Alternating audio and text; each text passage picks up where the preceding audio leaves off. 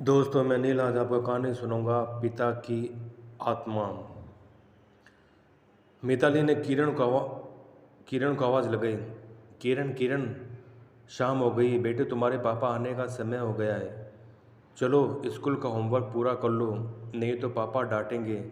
पापा का नाम सुनते ही 8 साल का किरण बैट और स्टम्प लेकर उठा के दौड़ता हुआ घर में आया और ऊपरी मंजिल में सीढ़ियों पर तेजी से चढ़ने लगा।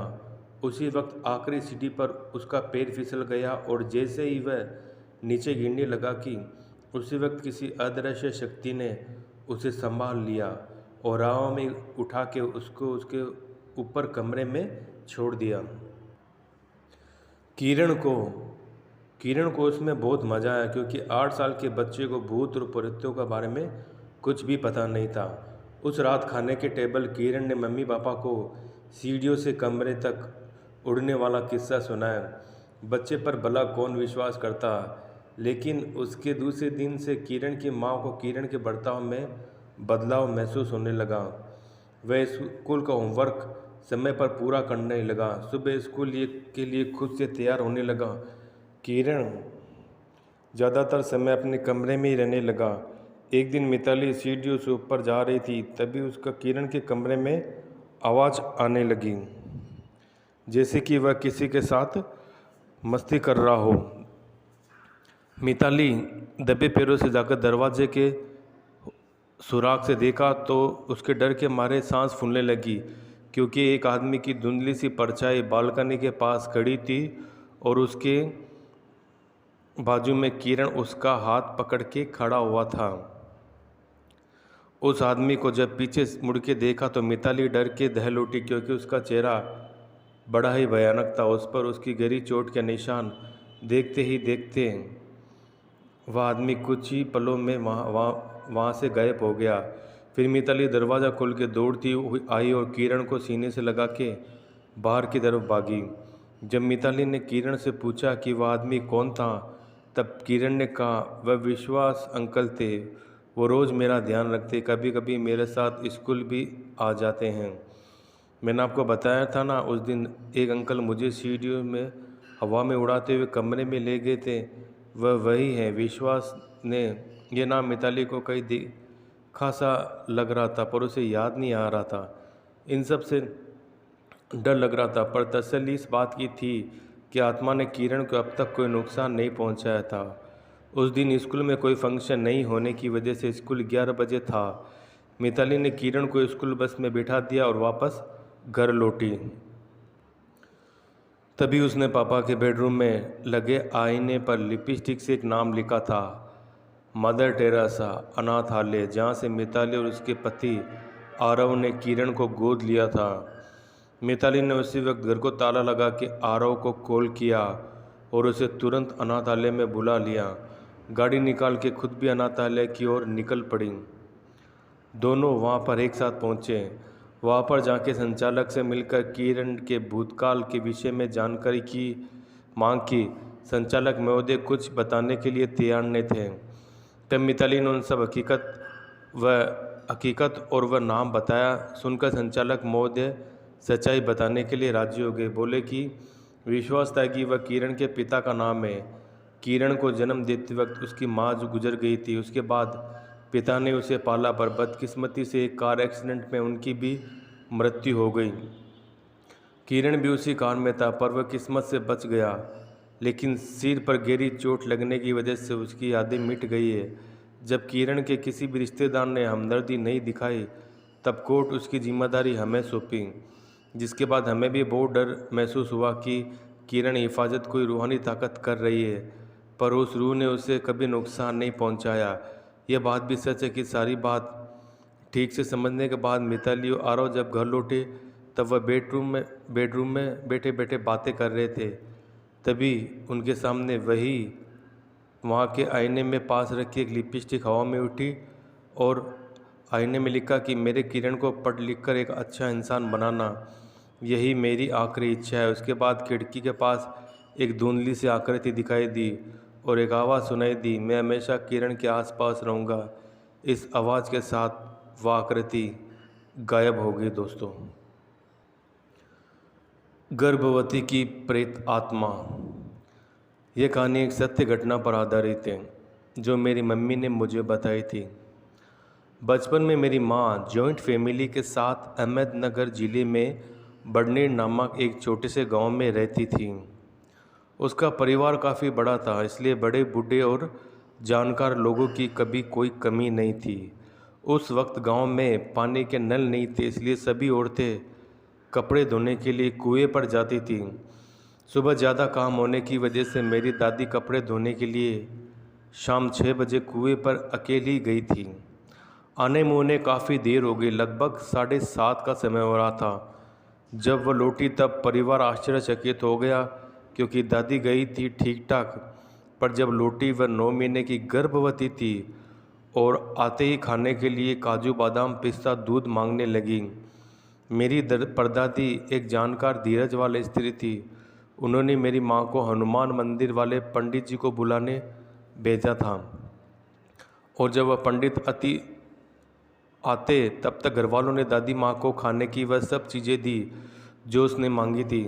बाद में जब पंडित जी आए तब उनमें मेरी परदादी में कुछ बातचीत हुई। पंडित जी जाने के बाद परदादी ने घर में जितना काजू बादाम और पिस्ता था वह सब एक सूत की थाली में भर लिए, साथ में एक मटका भरकर दूध।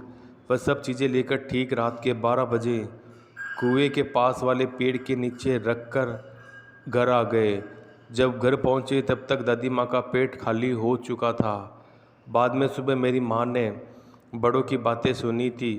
कुछ महीने पहले पास के गांव में गर्भवती महिला ने किसी पारिवारिक तनाव में आकर कुएं में कूदकर आत्महत्या कर ली थी।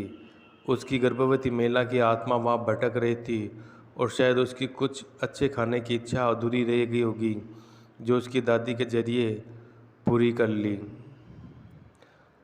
प्रेत आत्मा का बदला। रात को 1 बजे शशिकांत के मोबाइल की घंटी बजी और नींद में उसने वह उठाया। सामने से उसे एक factory security guard head Rahul की आवाज़ आई। वह डरा काफ़ी दिख रहा था।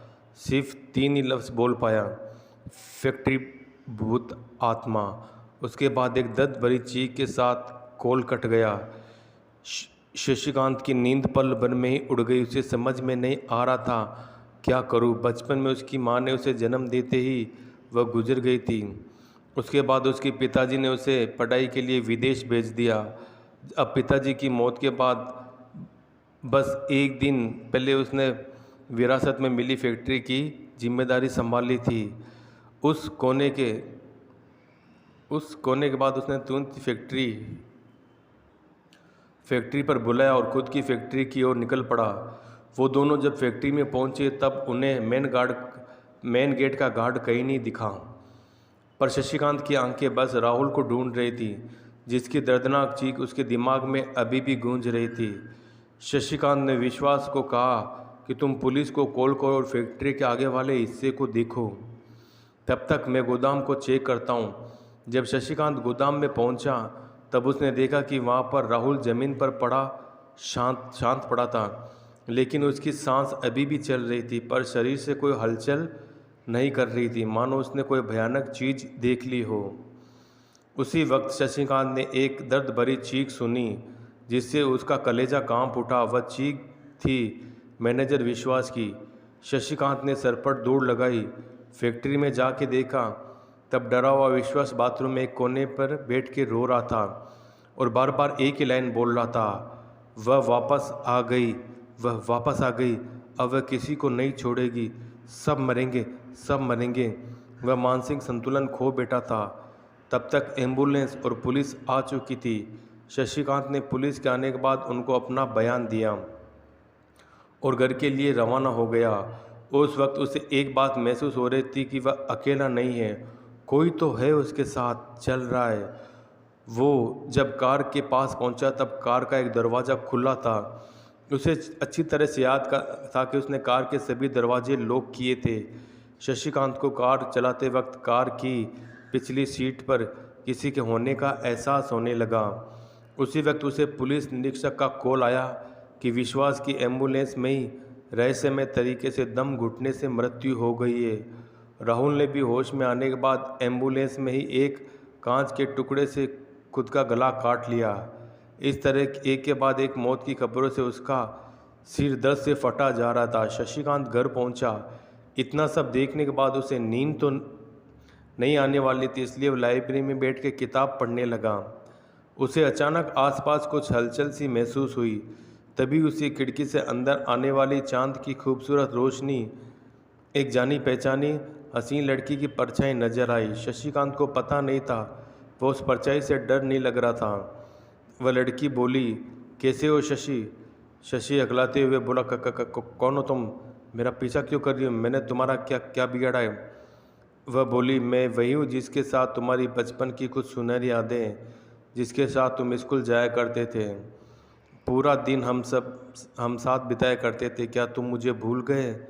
फिर शशिकांत के जुबान पर उसका नाम आया, स्वाति तुम हो? तुम्हारी ये हालत किसने की? फिर स्वाति अपनी कहानी बताई। वह बोली, मेरे पिताजी तुम्हारे पिताजी की फैक्ट्री में काम करते थे। एक दिन वह देर रात को पूरा हिसाब किताब निपटा के घर के लिए निकल रहे थे, पर जाने से पहले आखिरी बार फैक्ट्री के एक चक्कर लगाने के लिए गोडाउन पहुंचे तो उन्हें वहाँ कुछ नए बॉक्स दिखे जिन पर कंपनी का लेबल नहीं था। उन्होंने वह खोल के देखे तो उनमें अफीम और नशीले पदार्थ थे। किसी की आवाज़ सुन के वह वही छुप गए तो तुम्हारे पापा और कंपनी के डायरेक्टर आए। तब मेरे पिताजी को पता चला कि कंपनी में ड्रग्स का काला कारोबार होता है। उन्होंने पिताजी को उस रात पकड़ लिया और कंपनी के पिछले गोदाम में दफना दिया। मरने से मेरे पापा ने यह बात मुझे फ़ोन पे बताई थी, और जब मैंने पुलिस को लेकर कंपनी पहुंची, लेकिन पुलिस भी उनके साथ मिली हुई थी।